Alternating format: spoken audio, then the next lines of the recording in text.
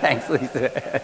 Thank you for that. Lisa, your target market would be? I decided to target companies who are creative, so they create products that are contributing in one way, shape, or form to better the world. Can you give me an example?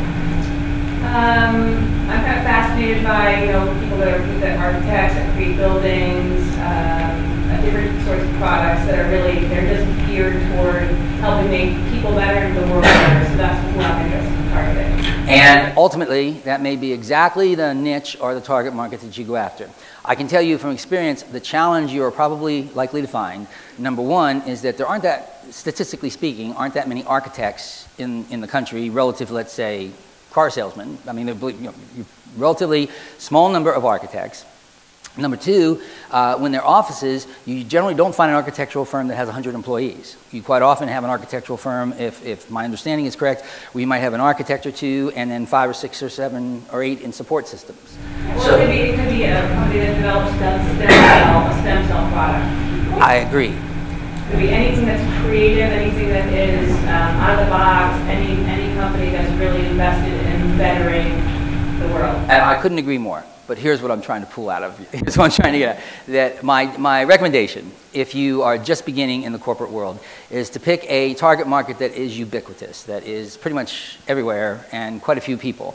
And when I started, the second thing I asked myself is what kind of groups have a lot of people and regular meetings? And that would be people that are involved in sales. I think you'll find most speakers will tell you, unless they are very, very niched into a very, very niche market, most speakers will tell you that most of my business comes from sales groups for a very simple reason.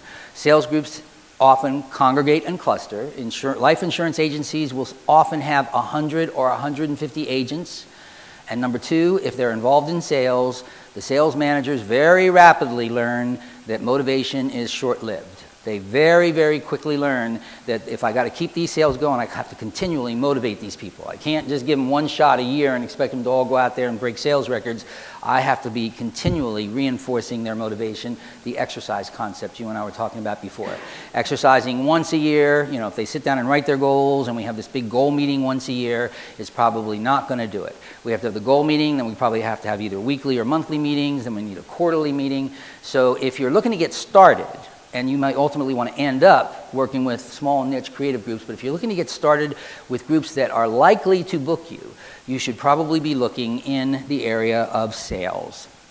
And when I did it, the first 2 groups that I found that were just everywhere, every city has got a bunch of real estate offices, every city's got a bunch of insurance offices, and right now there are software sales because of all the IT automation.